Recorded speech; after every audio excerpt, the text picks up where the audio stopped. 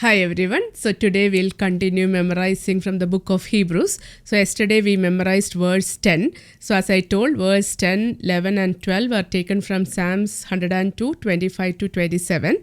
So I will read all three together again. So yesterday we meditated and memorized 10. So today we'll meditate and memorize 11. But I'll read all three together since they are from Psalm 102.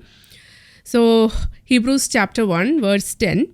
And you, Lord, founded the earth in the beginning, and the heavens are the work of your hands. They will perish, but you remain. They will grow old like a garment. Like a cloak, you will roll them up, and they will be changed. But you are the same, and your years will never end. So that is 10, 11 and 12. So 10 we meditated yesterday. So 10 we read.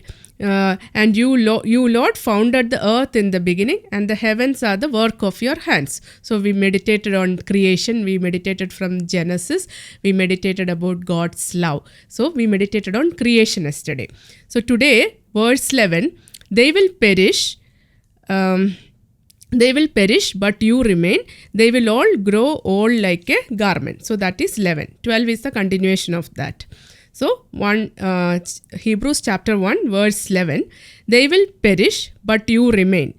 They will all grow old like a garment. They will perish, but you remain. They will all grow old like a garment. So, that is verse 11. So, today, I thought yesterday we meditated on creation, right?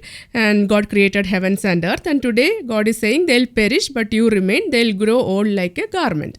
So, in many places, in Old Testament as well as New Testament, we read about the end times, right? And the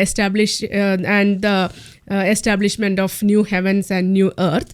So in the book of Matthew 24, it is there. In the book of Revelation, it is there. Saint Peter mentions about that. Timothy mentions about that. In the Old Testament, we see various prophets mentioning about that. Especially in the book of Daniel, we read that. So we'll not have time to meditate on all of that. So I thought today we'll meditate from book of Matthew, what Jesus is telling about end times, right? So that is most important, what Jesus is telling, right? So tomorrow we'll meditate from the book of Daniel, the prophecy, and also from Revelation, right? So today we'll meditate from book of Matthew, from the Gospel of Matthew, chapter 24, verse 3 onwards. So it's a very big chapter. So I'll not read fully, but I'll read verse 3 onwards up to 31, okay? So if you have time, right, meditate on this. So because I'm not going to give an explanation of this, we'll just read this, and one or two points I'll elaborate. All other points you read and meditate, because I want to keep this reflection very short. So our main aim is to study and memorize one verse from book of Hebrews, right? So I'll give a short reflection on that. So I'll not explain this I'll not elaborate all of this. I'll explain one or two verses. So Matthew 24 verse 3 onwards. Listen carefully, okay? As he sat on the Mount of Olives, the disciples came to him privately saying, "Tell us, when will this be? And what will be the sign of your coming and of the close of the age?" And Jesus answered them, "Take heed that no one leads you astray. For many will come in my name, saying, 'I am the Christ,' and they will lead many astray. And you will hear of wars and rumors of wars. See that you are not alarmed, for this must take place, but the end is not yet. For nation will rise against nation, and kingdom against kingdom, and there will be famines and earthquakes in various places. All this is but the beginning of the sufferings. Persecutions foretold. Then they will deliver you up to tribulation and put you to death, and you will be hated by all nations for my name's sake. And then many will fall away and betray one another and hate one another. And many false prophets will arise and lead many astray. And because wickedness is multiplied, most men's love will grow cold. But he who endures to the end will be saved. And this gospel of the kingdom will be preached throughout the whole world as a testimony to all nations. and then the end will come. The desolating sacrilege. So when you see the desolating sacrilege spoken of by the prophet Daniel standing in the holy place, let the reader understand. Then let those who are in Judea flee to mountains. Let him who is on the housetop not go down to take what is in the house. And let him who is in the field not turn back to get a coat. And when, alas, for those who are with child and for those who are nursing in those days, pray that your flight may not be in winter or on a Sabbath. For then there will be great tribulation, such as has not been from the beginning of the world until now. No, and never will be. And if those days had not been shortened, no human being would be saved. But for the sake of the elect, those days will be shortened. Then if anyone says to you, behold, here is Christ, or there he is, do not believe it. For false Christ and false prophets will arise and show great signs and wonders, so as to lead astray, if possible, even the elect. Behold, I have told you beforehand. So if they say to you, behold, he is in the wilderness, do not go out. If they say, behold, he is in the inner rooms, do not believe it. For as the lightning comes from the east and shines as far as the west, so will be the coming of the Son of Man. Wherever the body is, there the eagles will be gathered together. The coming of the Son of Man. Immediately after the tribulation of those days, the sun will be darkened, and the moon will not give its light, and the stars will fall from heaven, and the powers of the heavens will be shaken. Then will appear the sign of the Son of Man in heaven, and then all the tribes of the earth will mourn, and they will see the Son of Man coming on the clouds of heaven with power and great glory. And he will send out his angels with a loud trumpet call, and they will gather his elect from the four winds, from one end of heavens to the other. So this is a very big chapter, so we'll not meditate line by line. So I'll just elaborate few points which I thought is important. So various signs are given. So one sign of end time is many false prophets and false Christ will arise and show great signs and wonders, so as to lead astray, if possible, even the elect. So during end times, Jesus says many false prophets and false Christ will arise. So false prophets are always there. Throughout the history, if you see, false prophets are there, but their numbers will increase and they'll become more deceiving, right? So that's what we read here. So as to lead astray, if possible, even the elect, even the elected people, right? The people who are close to God, people who are well versed in scriptures, he can deceive them also. How he can deceive? Because Satan himself will work through those false prophets, right? So he will do a lot of signs and wonders.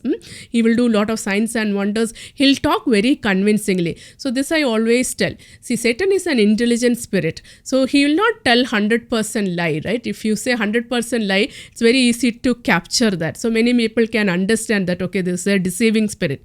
So how he will operate is, he will tell 95% truth and 5% lie.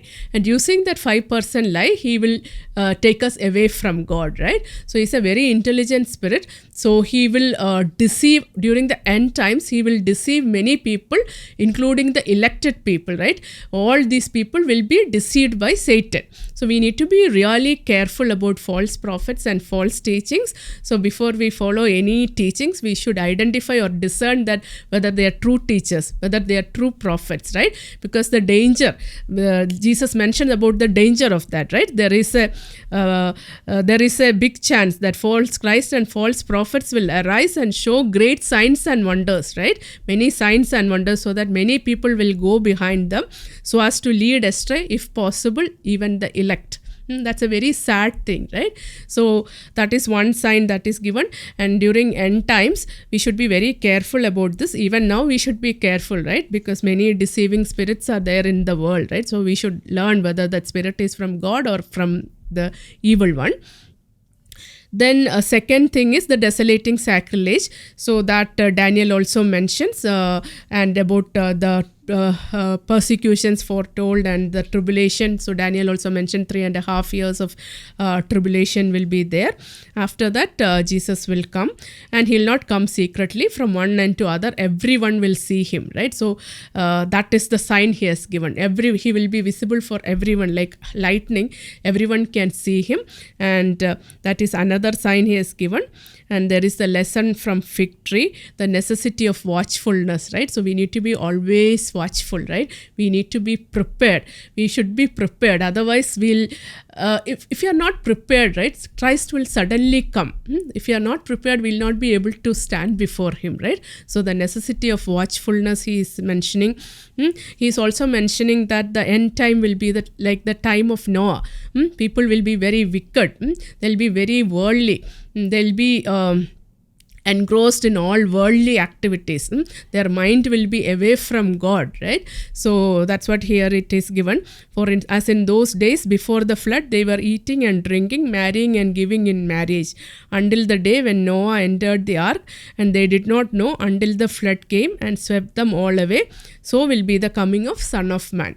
Right, so we should learn all this, and we should prepare ourselves to meet Son of Man, because of that time. Again it says, of that day and hour no one knows, not even the angels of heaven nor the Son, but the Father only. So we don't know when it will happen. See, it can happen tomorrow or day after, or after 1 year, or after 100 years or 1,000 years, right? We don't know. So we should be always prepared. So we only know that we are in the final stage with Christ and entry. We enter that final stage.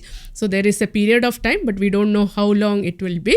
Like almost 2,000 years are over now. So we don't know how many more years are there, but it can happen anytime. We only know the signs, right? So he has clearly told all the signs, right? Wars will start, nation will rise against nation, kingdom against kingdom, and there will be famines and earthquakes in various places. All this, but the beginning of the sufferings, right? End is not there. It's all the beginning of suffering. So when we see all this, when we look around all this, when we study all this, we'll know, when we see the signs, we know that, okay, the end is near. So always we should be prepared, whether the end time is near or not, we should be prepared, right? Because our end can happen anytime, right? Then we have to stand before that throne, right? So we should be always prepared, and that necessity for watchfulness, we can meditate on this. So it's a very beautiful chapter. So we should spend some time meditating on this. So I'm just trying to give a very brief overview about a couple of points. So we'll continue meditating on the end times tomorrow, because tomorrow's verse is also a continuation of this. So today we read from book of Matthew chapter 24. So tomorrow we'll meditate from Revelation and from the book of Daniel. Thank you. God bless you all.